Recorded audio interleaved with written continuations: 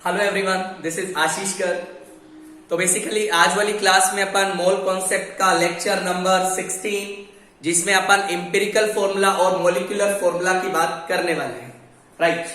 तो mole concept का lecture number 16 चल रहा है।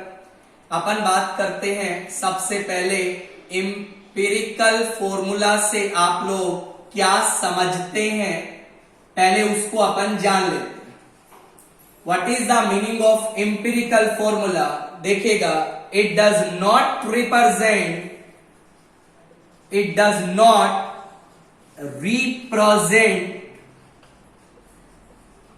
the actual formula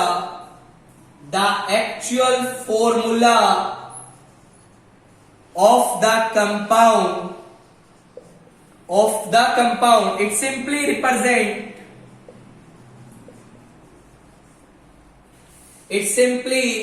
represent the whole number ratio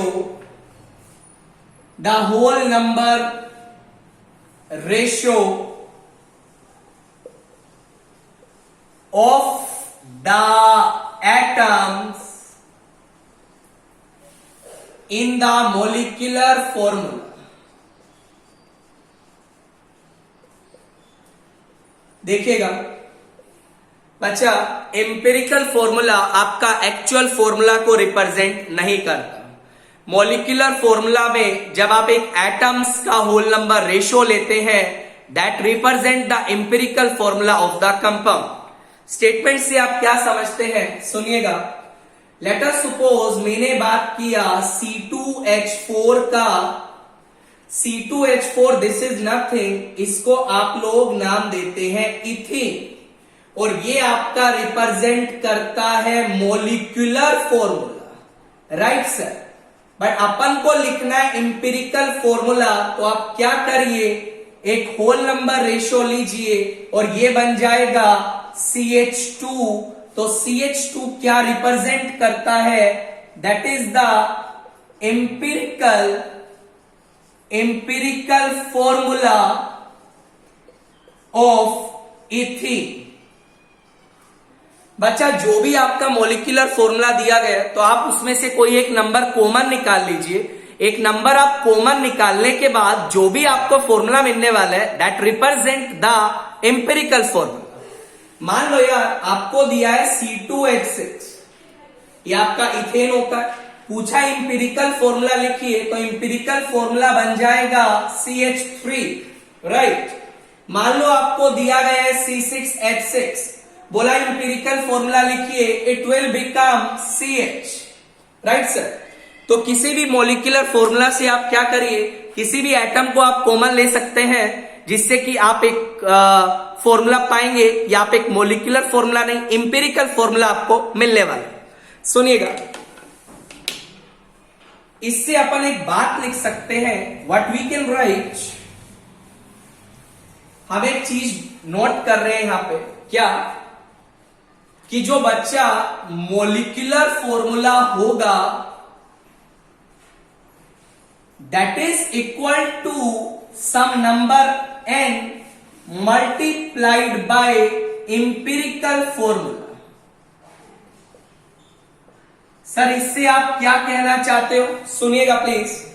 मान लो यार, अपन ने एग्जांपल लिया C2H4 का, इसका जो एम्पिरिकल फॉर्मूला आया था दैट इज CH2, राइट। तो what I can right, molecular formula से एम्पिरिकल फॉर्मूला आपने बना लिया, तो आप एम्पिरिकल फॉर्मूला को किस फैक्टर से मल्टीप्लाई करेंगे कि दोबारा से आपके पास मॉलिक्यूलर फॉर्मूला आ जाए। तो आप बोलेंगे n का वैल्यू जो आएगा दैट इज इक्वल टू 2। यदि मैं आपसे पूछूं, बेंजीन आपको दिया है, इसका एम्पिरिकल फॉर्मूला हो गया C6CH, राइट।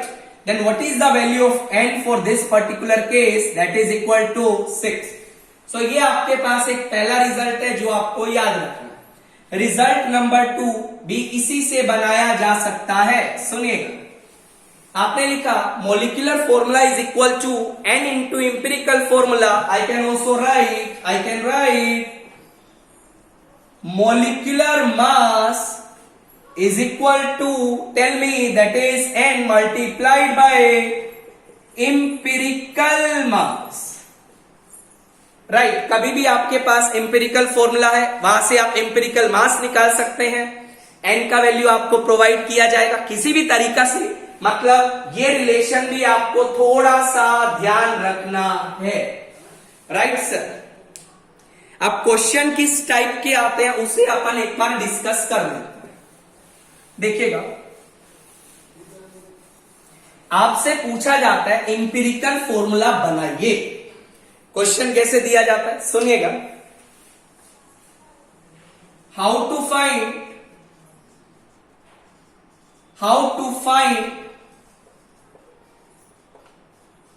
Empirical formula.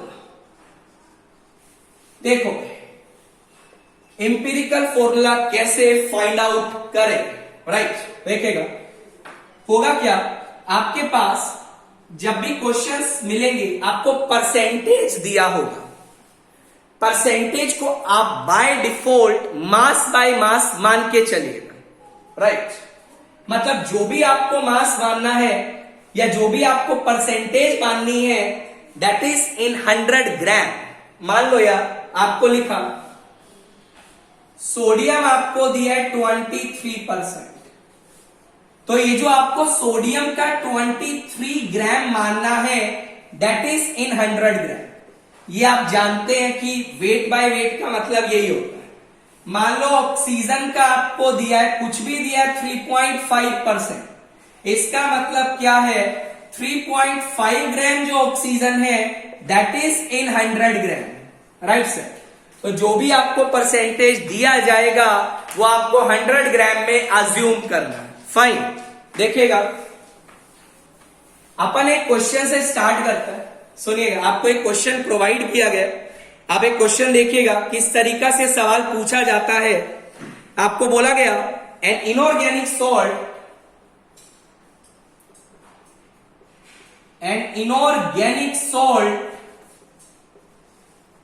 एक आपके पास इनऑर्गेनिक सोल्ट है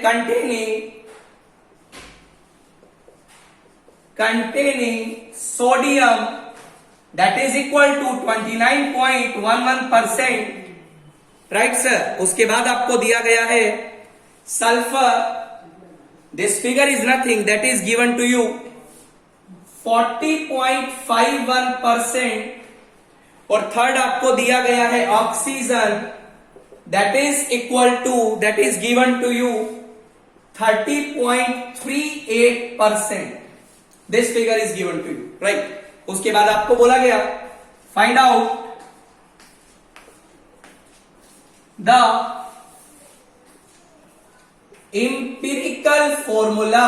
एम्पिरिकल फॉर्मूला के बारे में आपको कमेंट करना. स्टेप वाइज चलते हैं किस तरीका से आप सवाल को टैकल करेंगे. सुनिए, सबसे पहले जैसा कि एनसीईआरटी वाला क्वेश्चंस को सोल्व करते हैं उसी तरीका से चलता है. अपन एक टेबल बनाते हैं भाई. सुनिए, ध्यान से समझिएगा. यहां पे अपन ने फर्स्ट कॉलम में लिखा serial number. As per the NCERT चलेंगे, कोई दिक्कत नहीं है, बिकॉज सीबीएसई में भी आपका काम करना चाहिए. देखिएगा, सीरियल नंबर कितना एलिमेंट लगा है, 3 एलिमेंट लगा. तो 3 सीरियल नंबर लिख लिया 1, 2 एंड 3. यहां पे आप सेकंड में लिखेंगे एलिमेंट क्या क्या है. यदि मैं एलिमेंट का बात करूं, एक आपके पास सोडियम है, एक आपके पास सल्फर है, एक आपके पास ऑक्सीजन है. राइट. परसेंटेज आपको दिया गया. मैंने बोला परसेंटेज को आप लोग 100 ग्राम में अज्यूम करेंगे. राइट. मतलब I can say directly percentage को आप मास में लिखिए, मास ऑफ एलिमेंट. ऑब्वियसली ये मास 100 ग्राम में है. सोडियम का मास आ जाएगा 29.11 ग्राम. सल्फर आ जाएगा 40.51 ग्राम. ऑक्सीजन आ जाएगा 30.38 ग्राम. राइट. ये आपने लिख लिया. परसेंटेज को आप लोग मास में डील करिए. अब उसके बाद आप क्या निकालिए, मोल्स निकालिए. सर मोल्स तो बहुत आसान है, आपने सिखाया था। मोल्स कैसे निकालते हैं? Weight divide by atomic mass और मोलिकुलर मास। वेट कितना दिया है? 29.11 डिवाइड बाय 23। आई थिंक आपको बात ये समझ आ रहा होगा। बच्चा जब आप इस फिगर को सोल्व करेंगे, that figure will comes out to be 1.26। यहां मोल्स निकालिए। 40.51 divide by 32, this is also equal to 1.26। What about the third figure? 30.38 divided by 16. That figure is nothing. It is equal to, that is 1.59. Right sir? अब अपन को क्या करना है? ये अपन के पास moles आ गए, तो अपन को निकालना है सिंपलेस्ट मोल रेशियो। अब सिंपलेस्ट मोल रेशियो में अपन क्या करेंगे? बच्चा ये जो भी मोल्स आपके पास आए, आप इन मोल्स को सबसे छोटा फिगर से डिवाइड कर दीजिए। 1.26, 1.26, 1.5 सबसे छोटा क्या है? 1.26। तो लिखिएगा 1.26 divide by 2, sorry divide by 1.26, that is equal to 1। सबसे छोटा फिगर से डिवाइड करना। ये क्या लिखेंगे? 1.26 divide by 1.26, that is also equal to 1। Third figure आप क्या लिखेंगे? Tell me, that is how much? अरे बोल दो यार, क्या लिखेंगे? टेल मी ना। That is nothing, it is 1.59 divide by 1.26। इस फिगर को सोल्व करिएगा, वैल्यू आएगा 1.5।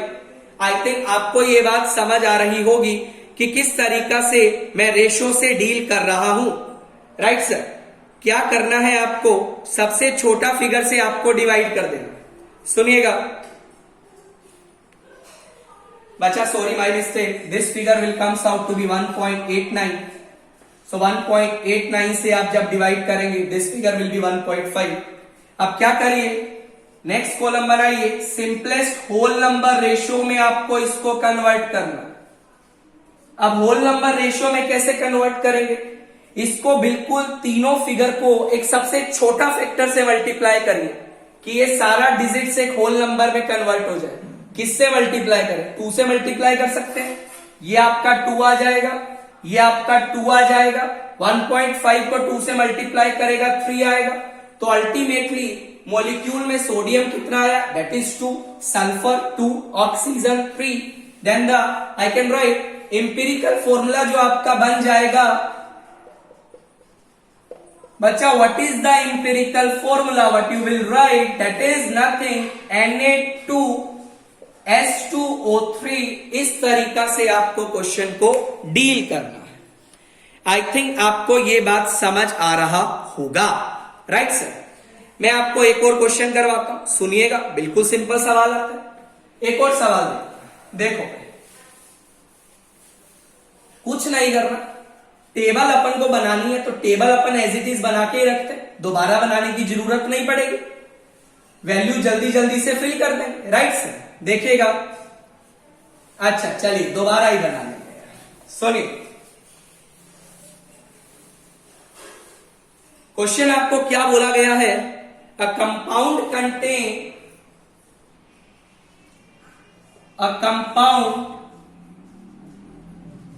contain that is 4.07% hydrogen, 24.27% of carbon,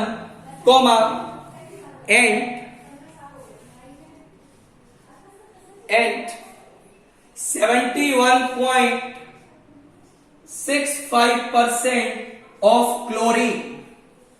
ये चीज आपको बोला गया। राइट? आपको बोला गया if the molar mass of the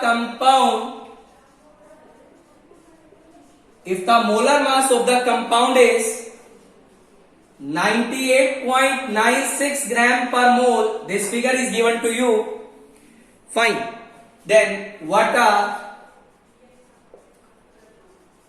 are its empirical formula and molecular formula. ये सवाल बच्चा आपको पूछा है, देखिएगा कैसे अपन को डील कर। सुन, सबसे पहला अपन वही करेंगे, अपन एक टेबल तैयार करेंगे, बहुत सिंपल है बच्चा। ये अपन ने एक टेबल बनाया, यहां अपन ने सीरियल नंबर लिखा और this is nothing, it is 1 2 3। यहां अपन ने क्या लिखा, नेक्स्ट अपन क्या लिखेंगे, एलिमेंट के सिंबल की बात करेंगे। ये आपके पास है, that is hydrogen, this is carbon, this is chlorine, right.